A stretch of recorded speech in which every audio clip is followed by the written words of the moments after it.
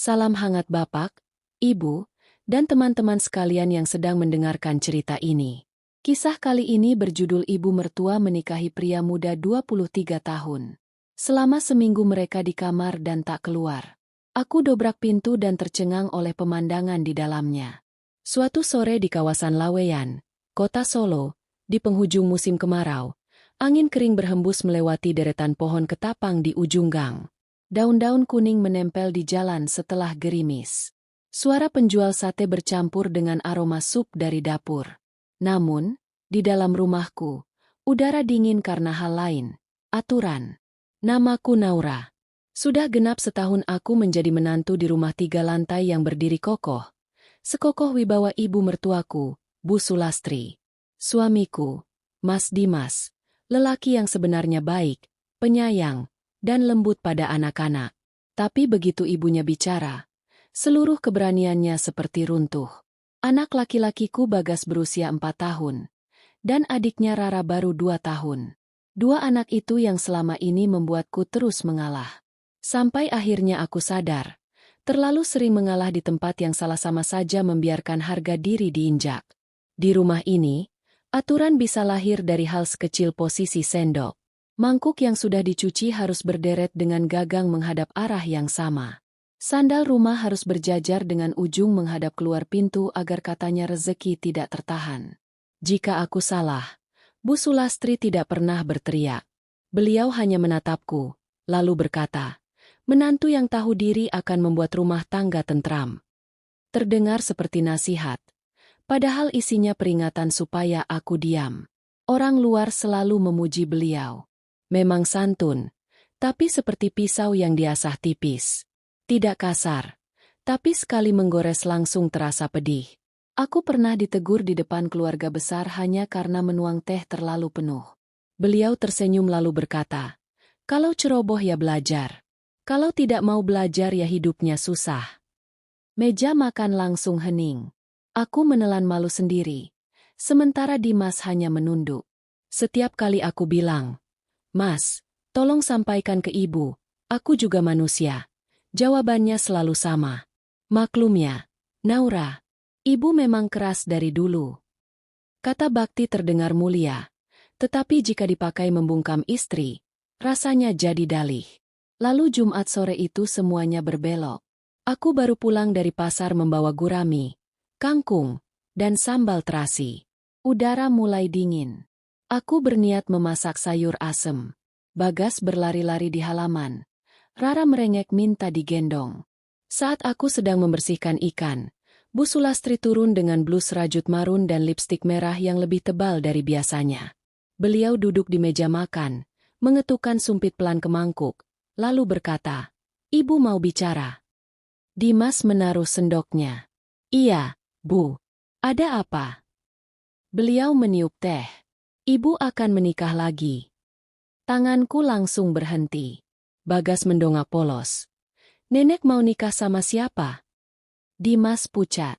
"Ibu bilang apa?" "Namanya Galih," jawab beliau tenang. "Usianya 23 tahun. Aku tidak menghakimi siapapun yang jatuh cinta, tapi selisih usia itu membuat tengkuku dingin." Dimas bertanya pelan, "Ibu sudah pikirkan baik-baik?" Bu Sulastri meletakkan cangkirnya keras. "Seumur hidup ibu hidup untuk anak. Sekarang ibu mau hidup untuk diri sendiri. Siapa yang ikut campur, tanggung sendiri akibatnya." Kalimat itu tidak diucapkan dengan nada tinggi, tetapi rasanya seberat batu. Aku berusaha tetap sopan. "Kalau ibu bahagia, kami ikut senang, Bu." Beliau menoleh padaku. Senyumnya tipis sekali. "Kamu bicara begitu artinya kamu tahu diri." Aku paham maksudnya. Tahu diri berarti tahu cara diam. Beliau langsung memutuskan semuanya. Minggu depan menikah. Acaranya sederhana, tapi tetap harus pantas. Aku yang diminta membantu semua keperluannya. Saat aku menyebut waktunya terlalu cepat, beliau menatapku tajam dan berkata, "Cepat atau lambat itu urusan ibu. Kamu ingat posisimu." Kata posisi jatuh ke meja makan seperti abu panas. Dimas, seperti biasa, buru-buru mengiyakan. Aku menatapnya, Berharap setidaknya dia akan bertanya lagi, tapi yang kudapat hanya helaan napas panjang dan kalimat. Tolong usahakannya, sayang. Ibu sudah memutuskan. Hari-hari berikutnya rumah mendadak seperti sarang lebah yang diganggu. Telepon berdering terus. Tamu datang silih berganti. Daftar belanja makin panjang. Sementara aku tetap mengurus dapur, anak-anak, dan semua persiapan. Dimas memberiku daftar pesan catering, sewa tenda, sampai siapa saja kerabat yang harus dihubungi. Saat kutanya, Mas tidak merasa ini aneh? Dia hanya menjawab, jangan bicara begitu. Keluarga kita terpandang. Ternyata yang paling dijaga bukan ketenangan rumah, melainkan penilaian orang. Hari pernikahan datang bersama langit mendung.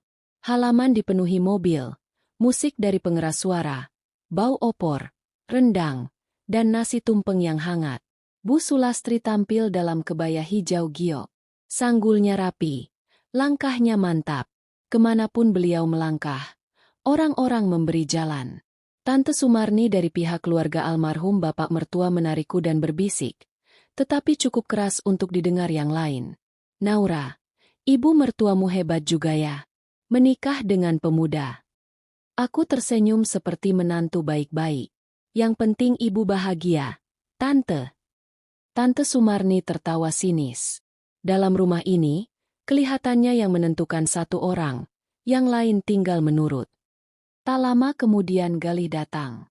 Tubuhnya tegap, kemeja putihnya licin, senyumnya pas, dan tutur katanya terlalu terukur. Dia menunduk memberi salam kepada Bu Sulastri, lalu menoleh padaku. Mbak Naura, ya? Saya Galih. Mohon dibantu. Panggilan Mbak itu terdengar sopan, tapi terlalu dihitung. Seolah sejak awal dia sudah tahu cara membuat dirinya diterima. Dia menjabat tangan Dimas sambil berkata, saya dengar Mas anak yang sangat berbakti. Dimas tersenyum kaku, bangga sekaligus canggung. Aku justru mengamati hal lain. Di sela senyumnya, mata Galih tidak berhenti bergerak. Dia menata pegangan tangga kayu, lemari di sudut ruang tamu tempat Bu Sulastri biasa menaruh kunci, lalu berhenti cukup lama ke arah lantai 3. Tatapan itu bukan tatapan tamu baru. Itu tatapan orang yang sedang menaksir harga. Sepanjang acara, Galih terus memoles Citra. Membantu membawa nampan, menawarkan diri mengangkat kursi, bahkan sengaja berkata cukup keras. Mbak Naura, biar saya saja. Mbak pasti capek, masih harus jaga anak. Orang-orang langsung memujinya. Menantu muda sopan, ringan tangan, tahu diri. Tapi aku melihat sesuatu yang lain. Setiap kali dia tersenyum, matanya tetap dingin. Malam setelah acara usai, saat para tamu mulai pulang, dia berdiri dekat tangga dan berkata seolah sekadar basa-basi. Rumahnya sejuk ya, Mbak. Apalagi lantai atas. Aku menjawab singkat. Sejuk atau tidak tergantung pemilik rumahnya. Dia tertawa kecil. Saya cuma bertanya biar tahu. Kalimat itu ringan. Tapi entah kenapa terasa seperti pancing. Keesokan paginya aku bangun lebih awal. Langit masih remang. Aku menyiapkan bubur untuk Bagas dan susu hangat untuk Rara. Tak lama kemudian Galih muncul di dapur dengan rambut rapi dan kaos bersih. Mbak, biar saya bantu cuci sayur. Dia mencuci dengan gerakan tenang, tanpa memercikan air sedikit pun. Bu Sulastri turun dan menatapnya dengan mata berbinar. Nah, laki-laki yang mau bantu dapur begitu baru namanya sayang istri. Aku nyaris tersedak. Kalimat yang sama pernah beliau pakai untuk menyindir Dimas ketika lupa membuang sampah. Tapi pagi itu nadanya penuh pujian. Dimas yang melihat pemandangan itu malah berbisik padaku. Lihat, kan? Dia orang baik-baik. Aku tak menjawab. Yang kulihat justru cara Galih bergerak di dapur seolah dia sudah lama tahu ritme rumah ini. Beberapa hari kemudian aku dikirim Bu Sulastri ke kamar lantai 3 untuk mengambil kotak jahit. Biasanya area itu nyaris terlarang. Saat masuk, aku melihat map-map coklat bertumpuk di meja. Belum sempat aku menatap lama, beliau berkata dingin. Itu surat-surat ibu. Jangan ingin tahu. Aku cuma menjawab pelan bahwa rumah sedang ramai dan surat-surat penting sebaiknya disimpan baik-baik. Senyum beliau langsung hilang. Kamu sedang menyindir siapa? Aku mundur. Saya hanya berjaga-jaga, Bu. Beliau menyeringai tipis. Berjaga-jaga untuk ibu atau untuk dirimu sendiri? Sindiran itu menusuk karena benar. Sebagai menantu, aku selalu diingatkan bahwa aku tidak punya hak atas apapun di rumah ini. Hanya kewajiban untuk melayani. Sore itu Galih mengajak Dimas ngopi dengan alasan urusan laki-laki. Bu Sulastri malah mendorong Dimas pergi. Saat malam, Dimas pulang dengan wajah cerah. Galih punya banyak koneksi. Kalau aku butuh dana buat bisnis, dia bilang bisa bantu bicara ke ibu. Aku menatapnya lama. Jadi, ini bukan cuma soal ibu yang bahagia. Dimas juga mulai melihat peluang. Tak lama kemudian Galih masuk ruang tamu membawa buah untuk anak-anak. Lalu duduk santai seperti pemilik rumah. Dengan nada seolah bercanda dia berkata, "Rumah ini harganya sekitar 6 miliar, ya?" Dimas tertawa kecil. "Kenapa tanya begitu? Ini rumah ibu." Galih mengangguk. "Saya cuma bertanya biar tahu." Sekali lagi, kalimat itu muncul. Sekali lagi, rasanya seperti bunyi kunci. Keesokan harinya grup keluarga berbunyi. Pesan dari Bu Sulastri. "Ibu mau istirahat 7 hari. Siapa yang mengganggu ibu? Ibu anggap tidak berbakti. Lantai 3 urusan ibu. Tidak ada yang boleh naik." Belum habis aku membaca, Dimas sudah menegaskan. "Kamu dengar, kan? Jangan sekali-kali naik ke atas." Aku belum sempat membalas ketika terdengar bunyi logam dari bawah. Dari balkon lantai 2 aku melihat Galih sedang memasang kunci baru di pintu menuju lantai 3. Tangannya cekatan, wajahnya datar, seolah itu hal biasa. Dimas melihat juga, tapi memilih memalingkan muka. Sejak hari itu rumah kami seperti terbagi 2 dunia. Lantai bawah tetap diisi suara panci, anak-anak, dan sandalku yang mondar-mandir. Lantai atas nyaris sunyi. Bu Sulastri dan Galih tidak turun makan.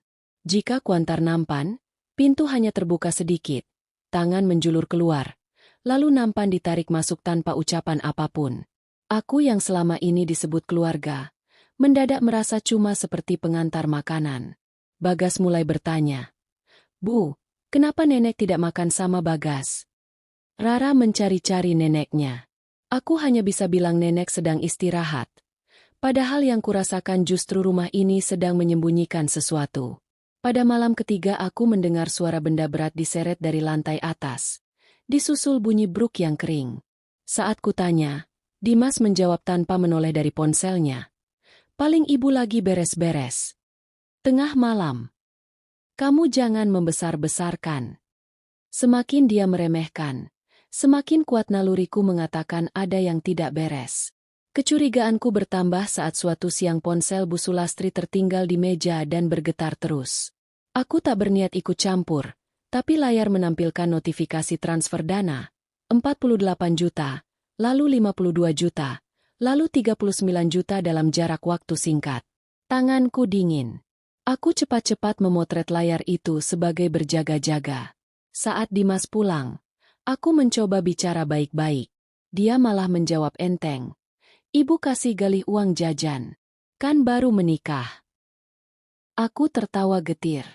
Waktu Rara demam dan aku membeli susu tambahan, Bu Sulastri marah karena merasa aku boros. Sekarang puluhan juta mengalir dan disebut uang jajan. Saat kutanya, "Itu uang ibu atau uang keluarga?" Dimas langsung memotong. "Rumah ini atas nama ibu. Ibu mau pakai untuk apa itu haknya." Kalimat atas nama ibu seolah menutup semua pintu diskusi. Hari peringatan wafat kakek mertua datang. Biasanya Bu Sulastri sangat ketat soal sesaji dan hidangan. Pagi itu aku menyiapkan semua. Ayam kampung, bihun, bunga krisan, buah, dan tumpeng kecil. Aku meminta Dimas menanyakan langsung pada ibunya apakah ada hidangan khusus. Dia menolak. Jadi aku naik sendiri ke depan pintu lantai 3, mengetuk pelan dan menyebut bahwa aku ingin memastikan persiapan peringatan kakek sempurna. Tak ada jawaban. Saat aku hendak mengetuk lagi, Dimas datang dan menarik lenganku. Kamu sedang apa? Aku cuma tanya soal peringatan kakek. Wajahnya gelap. Ibu sudah bilang jangan diganggu. Aku mulai kehilangan sabar. Istirahat kok sampai tidak turun menengok cucu, mengunci pintu, dan dia memotong dengan suara rendah namun tajam. Atau jangan-jangan kamu cemburu? Aku terpaku. Cemburu. Cemburu karena ibu bahagia. Cemburu karena ada orang baru di rumah. Kalimat itu lebih menyakitkan daripada bentakan. Aku, yang sejak awal cuma berusaha menjaga rumah ini tetap waras, justru dituduh cemburu pada ibu mertua sendiri. Pada saat itulah pintu terbuka sedikit dan Galih berdiri di celahnya. Santai, hanya mengangkat sudut bibir lalu menutup pintu lagi. Klik. Hinaan itu lengkap. Malamnya aku tidak bisa tidur. Setelah Rara terbangun karena batuk, aku menggendongnya, lalu mendengar lagi suara dari lantai atas. Kali ini pintu lantai 3 ternyata tidak terkunci. Aku mengetuk pelan. Tak ada jawaban. Lalu mendorongnya. Bau parfum murah bercampur asap rokok langsung menyergap. AC menyala terlalu dingin. Di tepi ranjang, Bu Sulastri duduk membungkuk. Rambutnya acak-acakan. Matanya bengkak seperti habis menangis. Aku panik. Bu, ibu kenapa? Beliau tersentak dan buru-buru menarik selimut.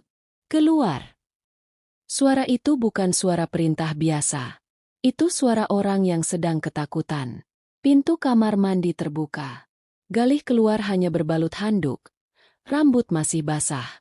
Dia menatapku dari atas ke bawah lalu tersenyum miring. Mbak Naura, masuk kamar orang dewasa kok tidak tahu ketuk pintu. Aku sudah ketuk. Tidak ada yang jawab. Aku dengar suara gaduh.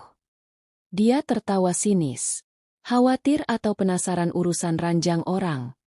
Wajahku panas. Tetapi aku tetap berdiri.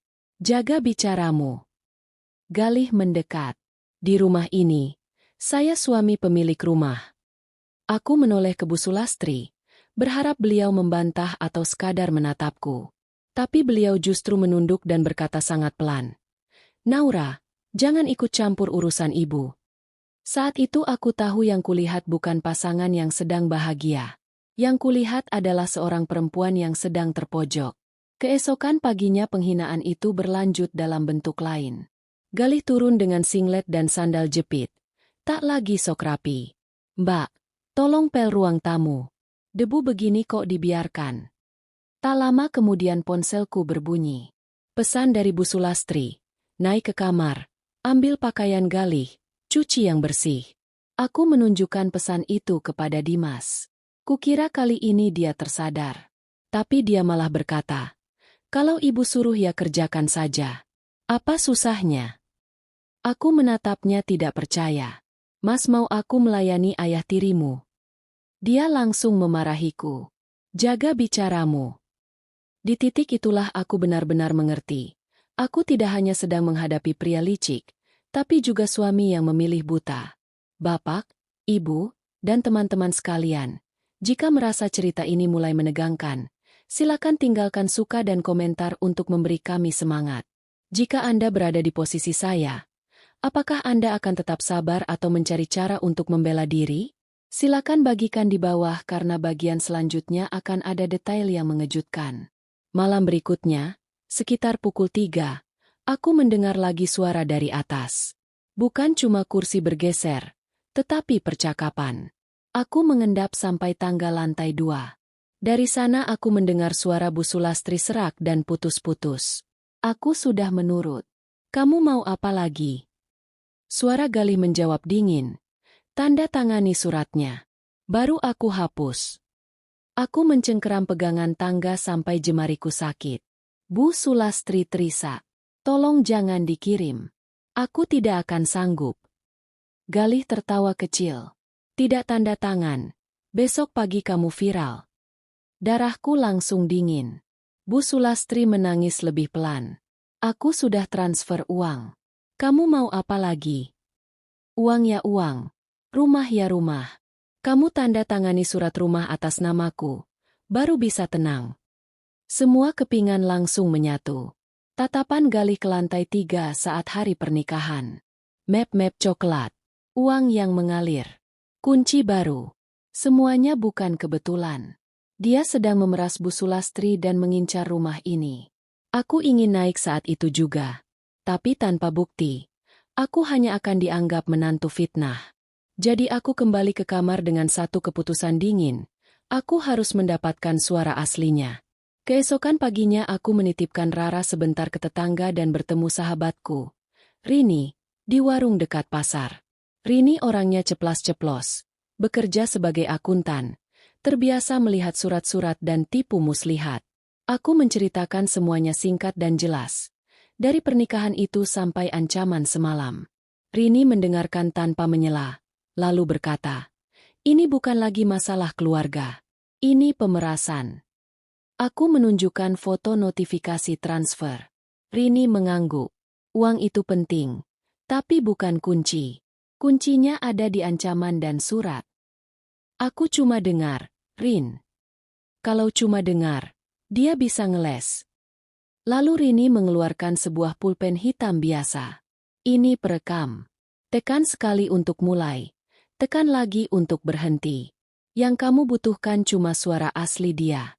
Biar dia jebak dirinya sendiri. Tanganku gemetar saat menerima pulpen itu. Rini menatap lurus ke mataku.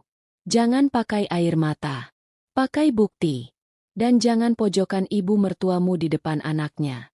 Orang yang takut kehilangan muka akan menyangkal sampai mati. Nasihat itu menancap kuat. Aku pulang dengan rasa takut yang lebih terarah. Bukan lagi panik, melainkan siaga. Sore harinya aku membuat teh panas dan beberapa potong jeruk. Lalu naik ke lantai 3. Bu Sulastri duduk dekat jendela. Bahunya turun. Wajahnya jauh lebih tua daripada biasanya. Di meja ada tumpukan kertas yang dijepit rapi. Aku duduk agak jauh dan berkata pelan. Bu, saya kesini bukan untuk berdebat. Saya khawatir. Beliau menyeringai lemah. Khawatir rumah hilang atau khawatir saya dicela orang? Saya khawatir ibu dipaksa. Bu Sulastri menatapku tajam. Dipaksa? Siapa yang memaksa saya? Aku menjawab pelan. Malam tadi saya dengar ibu bilang, tolong jangan dikirim. Saya juga dengar soal surat rumah. Beliau menatapku tajam. Kamu menguping. Saya tidak sengaja. Rara batuk. Saya keluar kamar. Saya takut. Beliau tertawa kecil. Pahit sekali. Kamu takut untuk saya. Untuk ibu. Untuk anak-anak saya. Untuk rumah ini. Aku lalu meletakkan pulpen itu di meja. Ibu tidak perlu berteriak. Tidak perlu mengaku apa-apa di depan siapapun. Ibu cuma perlu menekan satu tombol dan biarkan dia bicara sendiri.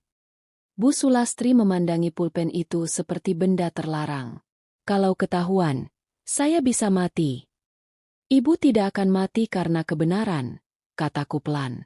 Ibu justru bisa habis kalau terus diam. Beliau menunduk lama. Aku memberinya ruang. Tidak memaksa, tidak memohon. Beberapa menit kemudian jari beliau menyentuh pulpen itu. Genggamannya gemetar. Kamu janji tidak akan mempermalukan saya. Saya janji. Saya ingin ibu aman, bukan jatuh. Akhirnya beliau berbisik. Malam ini dia akan ke sini. Itu jawaban yang kubutuhkan. Malamnya aku menidurkan Bagas dan Rara lebih awal. Dimas pulang telat dan langsung tidur seperti biasa. Seolah rumah kami tak sedang retak. Menjelang pukul 11 aku berdiri di sudut lantai 2. Cukup dekat untuk mendengar. Cukup jauh agar tak ketahuan.